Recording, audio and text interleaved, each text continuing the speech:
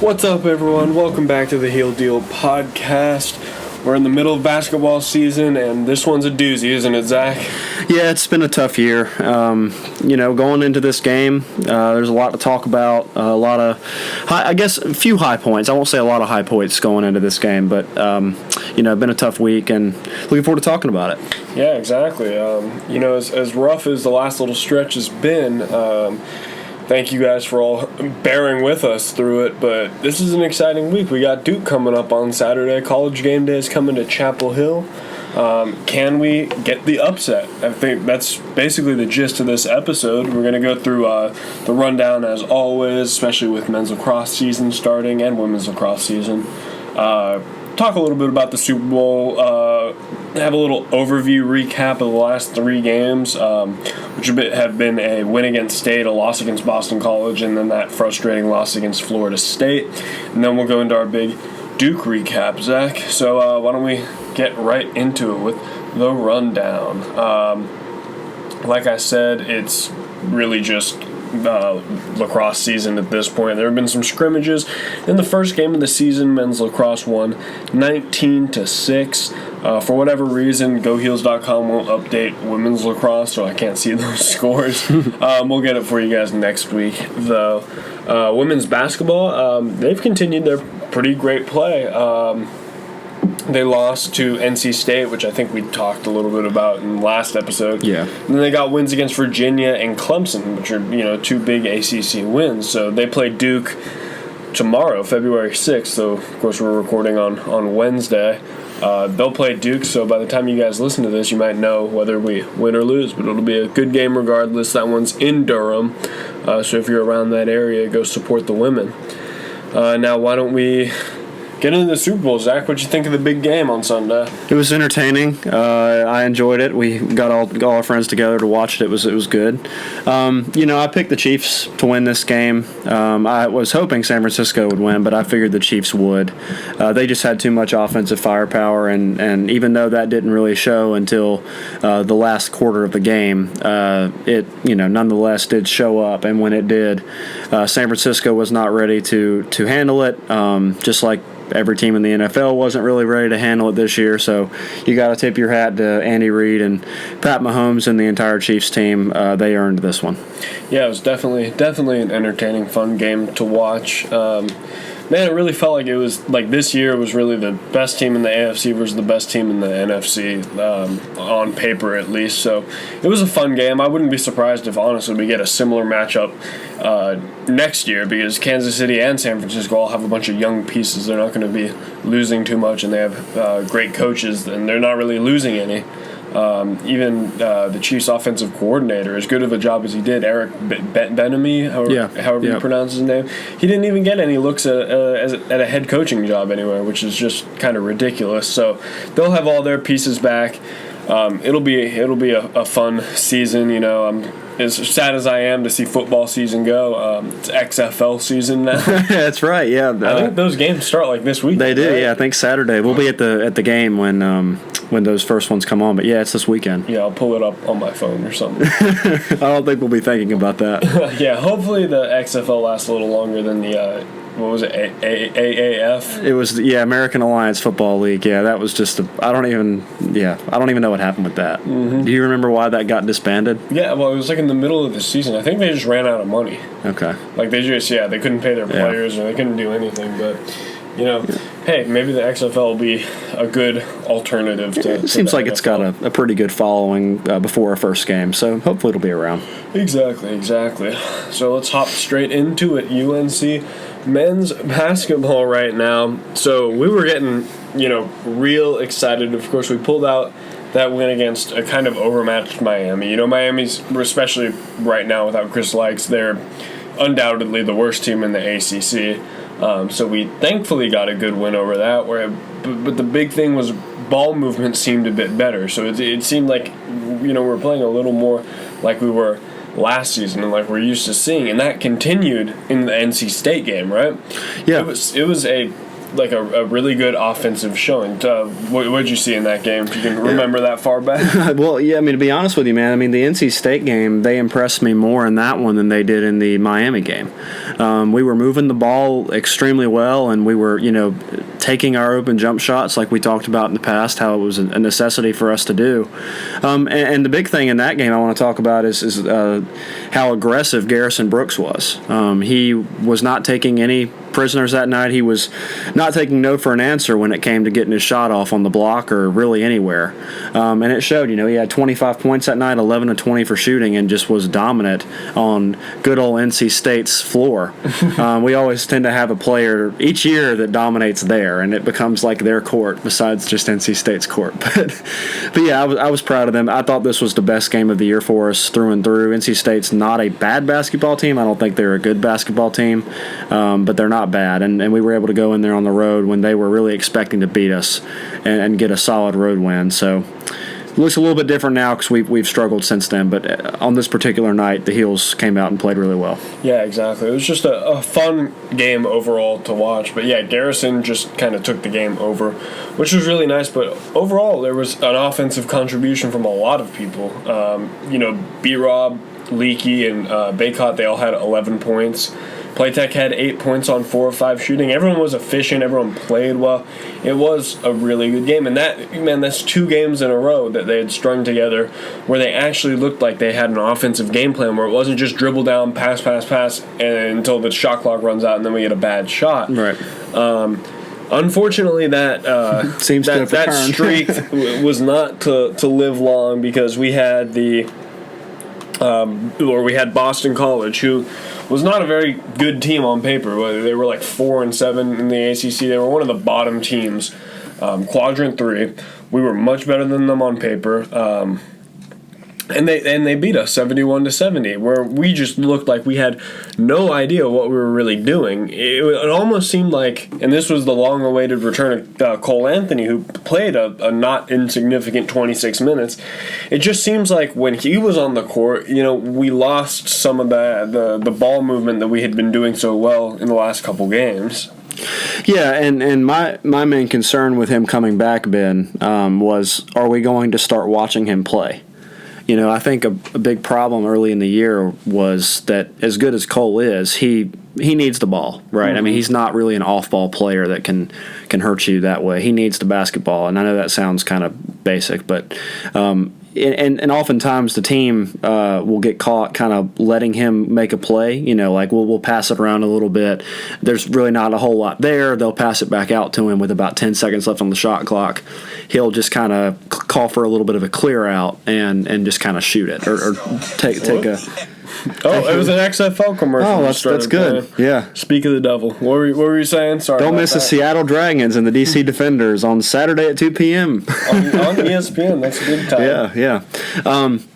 But basically, my point with what I was saying is that I feel like the team doesn't really know how to play with Cole yet. At least when you're looking at the way they played against Miami and then the way they played against State. The biggest thing I can say is the play of Garrison Brooks and the way he aggresses himself when Cole is not there versus when Cole is there. Mm-hmm. And that was the thing that frustrated me the most about this Boston College game. And then when we talk about Florida State here in a few minutes, is that I was particularly interested in how we were able to get him involved when Cole was out there. And unfortunately, either he's not getting open anymore, which doesn't really make much sense because Cole takes a lot of the defense, or he's not asserting himself, or Cole is not finding him. I don't know which one it is, but I think that is the biggest issue with Cole being back. And then of course the positives are he's a great playmaker. He can make a play from anywhere on the court, but he's really about the only guy we can do that. And when he requires the ball so much, it really kind of puts the other guys on the back burner a little bit. Yeah, exactly. I mean, like Garrett, it was a tale of two people when it came to Garrison Brooks. He was assertive, he was dominant, he was taking a lot of shots because he was getting fed in the post in those 2 games that we won. Right. But yeah, it just seemed like he wasn't on the court against Boston College. And I mean, he went 5 for 15. He had 10 points. He went 0 for 7 from free throws, and Garrison Brooks is a good free throw shooter, especially for a guy as big as he is. Man, it was, and you could see he was so frustrated. Something was very off. Yeah, it's confidence, man. I mean, free throws to me are the best indicator of a player's confidence, especially when they're at home, and there's not glaring noise in your ear when you're trying to shoot a shot. But yeah, I mean, you said that 0 for 7 is not what we're accustomed to seeing out of him. He's a good free throw shooter. Yep. At least he has been this year. So that told me that something was definitely getting in his head. And he also shot 5 for 15. Those two stats right there, I think he was in his head, or something was getting in his head, and it just didn't let him play the way he did against NC State and really in other games early this year. Yeah, exactly. But whatever had him playing weird against Boston College, got him again against Florida State, and it was even worse. He was quite literally invisible. He played 34 minutes, so he only sat for 6 minutes. He went 2 of 8, so he only took 8 shots, and I'm pretty sure he only had 1 or 2 shots in the entire first half. Only had 4 rebounds. Yeah. And for a guy who kind of parks himself in the paint, that's just it shouldn't be like that, Right. So he ended up with 5 points, which is very disappointing considering how hot he had been. Go ahead. Sorry. Well, I'm just going to ask you, what do you think it is? Is it, the fact that, we got a video auto playing again. Hold on. Is it the presence of Cole Anthony? Is that somehow just, is Garrison trying to fill a role that he doesn't naturally play in? I mean, there have been games when Cole has not been out there that we haven't seen Garrison assert himself as much as we would have liked him to. But I can't help but think that it's got something to do with it. It's not black and white. You put Cole in there, Garrison is not confident and doesn't know how to play basketball. You take him out, Garrison's Superman. It's not like that. But I mean, I don't know what you guys think about it, and Ben, I don't know exactly what you would say to your question to me, but I think it's got a lot to do with it. I think it really does. I think it's about leadership on the court. He doesn't really see Cole, I guess, maybe as someone that he can really assert leadership with, because Cole is so just talented and requires so much attention that maybe he just doesn't feel comfortable about being the leader on the court when Cole is out there, because Cole is kind of the best player on the team. From a skill point. So maybe that's got something to do with it. Maybe it's that Cole is just not getting him the ball as much, and he's just looking for his shot more, and that decreases Garrison's number of opportunities. But I mean, something's messing with him, and we can't afford it. We need him to be a really good player for us, and we didn't have that the past 2 games. Yeah, exactly. We can't afford to have if we have good Garrison and bad Garrison, or like leader Garrison and not leader Garrison. We really, really need the Garrison Brooks that's going to assert himself, that can get the ball in the paint, and he's not just going to pass it out to Cole, which is what we saw multiple times in the Florida State game. Right. This team succeeds when it can successfully get the ball into the paint, either to Baycott or Brooks, and they just go to work. It was so nice when, maybe we'd inbound it to Baycott, he'd back it up a little bit, and then have a nice assist to Garrison, who's like cutting in somewhere, or who's just behind his man. Right. There was a lot of good passing between our 2 bigs, and that there was just absolutely none of that. It's kind of like they forgot everything that they had built off of. And we only lost this game by 6 points. It was 65-59. We should have lost by like 30 points. We went 11 straight minutes without a made field goal. Yeah. So it just feels like all of those early season problems we had all came back. Well, I mean, you hit it right on the head, and you mentioned something about how Garrison just passing it back out to Cole, and there was one play, I know I talked with you about this the morning after this Florida State game. There was a particular play, I don't know exactly when it was in the game, but Garrison got a pass from whoever brought the ball up, I don't remember who it was, and caught it about the free throw line, maybe a little bit outside of that. And from my perspective, it looked like he had a great lane to make a move and get down to the block and back the guy down and make a post move for a basket like we've seen him do. And instantly, as soon as he gets the ball, he takes like one dribble and passes it out to Cole that has a man near him in the corner. And I don't really know what that's about. I mean, was it just a coincidence? Was it something that Roy has been telling them to go to find him when he's open in the least bit, meaning Cole, or was it just Garrison deferring the leadership to Cole when he's out there? I don't know what it is, but it certainly doesn't help when the guy who you're deferring all that leadership to, in Cole Anthony, shoots 5 for 22. Yeah, exactly. And we all know Cole he's a great shooter. He's probably the best shooter on our team, but when he always has a man right up in his face or he's being double teamed, there's only so much you can do. So when the team isn't afraid of anyone on the perimeter, if the team or the opposing team's not afraid of either of our big men in the middle, up in the paint, they're just going to double team Cole Anthony. Heck, they could triple team him, and they'd probably be fine because we couldn't hit a shot if our lives depended on it. It was just, at some point it was kind of funny. Yeah. Because we'd drive into the paint, the ball would rattle around, Garrison would tip it in about 5 times and it'd somehow leak out like every single time. It started getting just ridiculous, like there was a lid on the bucket. But yeah, and teams still don't respect us to shoot the 3, except outside of Cole and maybe Brandon Robinson. And maybe Andrew Platek if he hits one. But they're going to make him hit one before they start, running him off the line or something. I mean, that's the scouting report against him. And you're alluding to it, the double teams. We knew Cole was going to get those double teams. I mean, we called that, and everyone else called that way before it happened. But it doesn't matter if he gets those double teams and it opens up opportunities for other people if we don't know how to capitalize on it. We talked about if they double him and they trap him, somebody's going to be open. That person may be all the way across the court, but somebody is open. So you got to run screens with that guy that's open to then get someone else that he can get the ball to. Run off-ball screens, run backdoor cuts, something. You gotta come help Cole and not let him get trapped and then have to just chalk up a desperation NBA 3. Mm-hmm. We've got to capitalize on the defense they have to play against him, and that starts down low, like you've said. We are playing our best when we feed it inside to our bigs, and they can't double team Armando and Garrison. Mm-hmm. So, you get it down to them, let them work, let them dish it off to each other. And if they do condense the defense like that, playing a zone or some type of, defense like that where it really makes it hard for us to score on the glass, then, the outside shooting will open up as the game progresses, and presumably that gives Cole a little bit more space to make a play.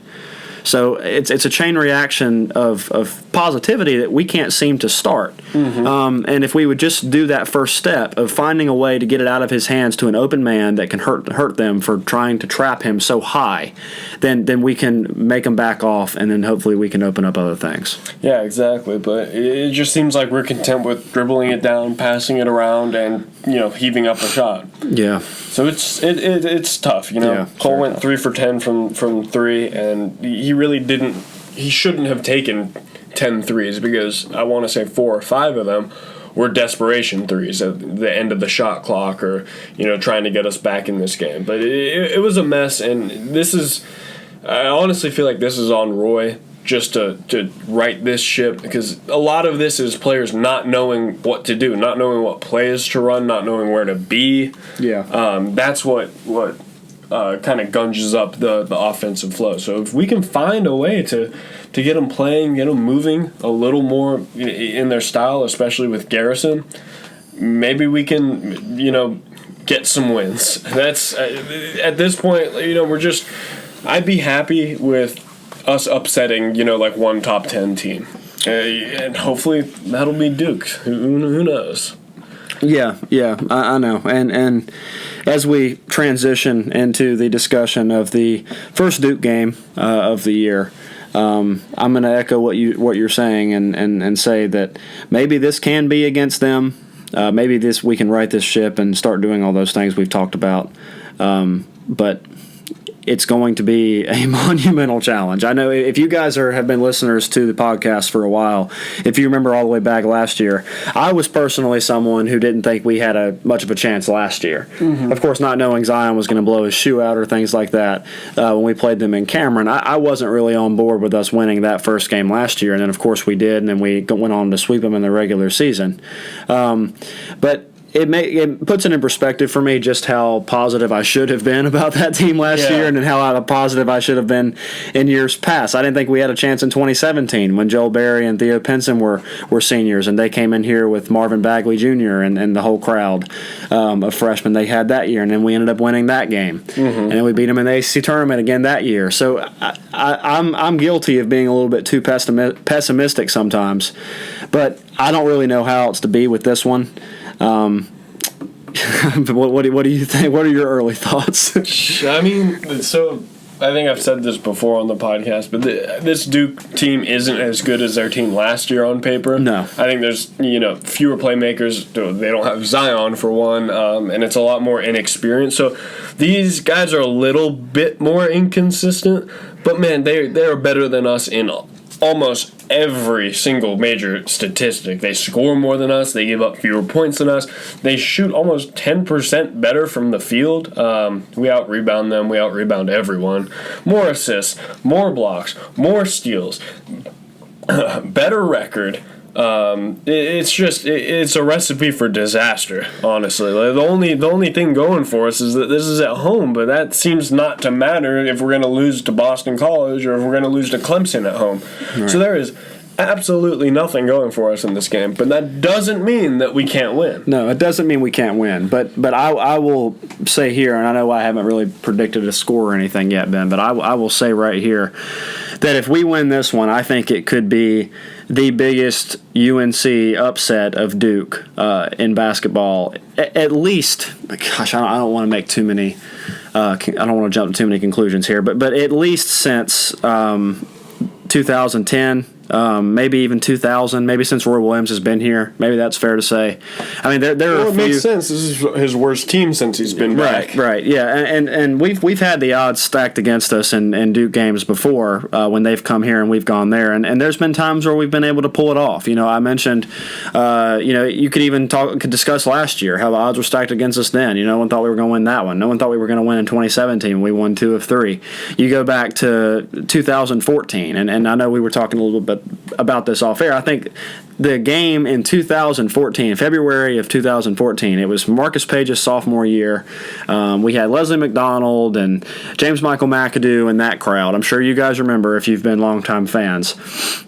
And they came in here ranked 5th with a team that featured Jabari Parker, Rodney Hood, Quinn Cook, Miles Plumlee, and they were supposed to just wipe the floor with us. We had a pretty good record then. It wasn't nearly as bad as this one, but they had a better one, and they were certainly picked to win in every category, and we ended up beating them by almost 10 points. I think it was 74-66.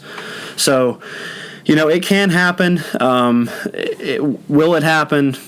I don't really know if it's the least bit intelligent for me to sit here and try to come up with a basketball reason as to why we can win this game.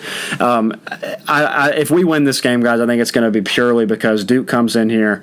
They can't buy a basket. We have a contribution from someone that we're not expecting. Let's say Andrew Platek, hits a couple threes that we're not expecting. Maybe Brandon Robinson ends up being healthy enough to play and has a good game. Maybe Cole is able to get some of the defense off of him, and Trey Jones is not able to smother him like I imagine he will. Mm-hmm. And we're able to get inside and maybe get Vernon Carey in foul trouble, something like that. Then I could see a scenario where we can potentially pull this one out. But those are the types of things that are going to have to happen. It's going to have to be perfect storm for the Blue Devils to lose this one. Yeah, exactly. Unless we're playing just at our maximum potential, and I have very little confidence because of the last 2 games. Maybe if we were playing this game coming off the NC State win, I'd be a little more confident, but just the fact that we've regressed so much offensively, I can totally see us going in, and this Duke team is a good defensive team, especially with Trey Jones, and that's going to be the issue because, Cole Anthony, as talented as he is, has played inefficiently. Mm-hmm. He's taken a lot of shots. He's not shooting particularly well, not because he's a bad shooter, but because he's always smothered or he's taking a last-minute shot. Trey Jones is not going to give him any time to breathe. So I want to say, oh, man, Cole Anthony, he's going to go for 30 points. This is going to be his game, and he's going to win this for us. But, man, that is much less likely to happen specifically against this Duke team because of Trey Jones. Yeah, and I see Coach K calling defensive plays for them to try to trap Cole and stuff using Trey and someone else, depending on who's out there for us. They won't have any problem leaving Playtech open for a second unless he's making shots. I also think they might play a little bit of zone in this game. I could see him switching from to a 1-3-1 sometimes, maybe some 2-3 zone, just different things to really give us different looks and don't let us get comfortable. I don't even want to try to say that I think we have a chance to get out in transition because they're good defensively. They got the best point guard in the country more than likely, and he's going to be on Cole like white on rice. Mm-hmm. So, we can't get transition points anyway, so we're not going to get transition points against this Duke team. The only reason I bring that up is because maybe you're thinking to yourself, well, if you can't really break the zone or you can't really get out, they're giving you too many looks. Maybe you try to get out in transition where they can't set their defense. But I don't anticipate we'll be able to do that much either because that involves having to get turnovers, and we haven't been able to really do that as much as either. So no, exactly. So the only way we're really going to have a shot is if we, if they control the things that they can control. If they limit the turnovers, if they just play sound defense, if they try and feed Garrison Mondo in the paint, whether the ball falls or not, it can go either way. This could be like the Miami game where we're just hitting everything and it feels great, or this could be the FSU game where we go 11 minutes without a bucket. Right. We can't afford the latter. Exactly. If that happens, guys, I'm telling you right now, this could be one of the worst blowouts that we've had against Duke or anybody in the Smith Center or anywhere in the history of Roy Williams' tenure here at UNC. It could, if they come out and they are hitting their shots, particularly if Cassius Stanley is on from 3 and they're able to get Wendell Moore involved and Vernon Carey goes down and starts working Garrison or gets somebody in foul trouble like Armando or Garrison or anyone for God's sake, and Trey Jones is really keeping Cole Anthony at bay and not letting him get good shots off. I mean, this could get ugly. Yeah, exactly. Oh man, this could get ugly, and we assume that the UNC Duke rivalry will produce like it always does, right? Like usually the narrative is it doesn't matter what you've done to this point. This game brings out the best in everyone, and sometimes stress involved and stuff like that. You can have an off game, or you can have situations come up that you're not expecting. But I don't really see a scenario where unless Duke just plays really bad. Yeah, exactly. We're able to compete in this one. But I mean, the moment that we get down or we lose all hope, it's going to be over. If Brandon Huffman touches the court, it's time to go home or turn your TV off. Yeah. That's one thing that always frustrates me when the other team goes on a big run or anything like that. Roy will put in bench guys, and it's we're not going to start scoring more when you're putting in Shea Rush and Brandon Huffman. But that's a complaint for another time. Yeah, he's just trying to get somebody on there who wants to play with energy and the stuff that he's been coaching, and that's just his way of doing that. But, guys, like we've kind of alluded to, I don't think it's a foregone conclusion that we have no chance in this game. This is Duke UNC. Everyone knows how much this game means to both teams and both programs, both fan bases, everything. There's nothing like it. It is the best rivalry in all of basketball, arguably in sports. And when you have that happen, it's going to produce in some way. I don't think we can win this game, though. With all that being said, I think Duke will win by maybe about 10 to 15 points. I'm going to give us a chance. I think there will be times in this game, Ben, where it's like Florida State, where we're looking at it and we're saying, we have an opportunity here if we can just get some stops and make some baskets. I think that the fans will show up. A lot of these Duke guys are freshmen. They've never won. Nobody. I don't think really anyone on this roster. Now, I don't know about anyone, but no one who plays a significant role on this team, I don't think has ever won here. Because Trey Jones was on the team last year. They did not win here. The rest of them are mostly freshmen, so obviously they haven't. Maybe a guy like who's that guy? Who's number 15, the 3-point shooter for them? Jack White? No, Jack White's 41. Oh, which I don't know their numbers. Yeah, no, it's the other guard. Can't remember his name. Oh, the ugly dude? Yeah. I didn't want to call him ugly, but Alex O'Connell. Alex O'Connell. Yeah. Thank you. Dude, that guy is so ugly. I think he's a sophomore this year. If he's a junior, that still means he didn't win here. Right? because the year before then they didn't win here either. Yeah, so that means basically nobody on their team has ever won here, and they remember that too. So if they get in here and we start hitting our shots, and it's so loud, I can't imagine what it's like there on the court. Then maybe some doubt comes into them too. These are 18 and 19-year-old kids that are playing for Duke. They may be talented as all hell, but they are 18 and 19 years old. So maybe that's our opportunity.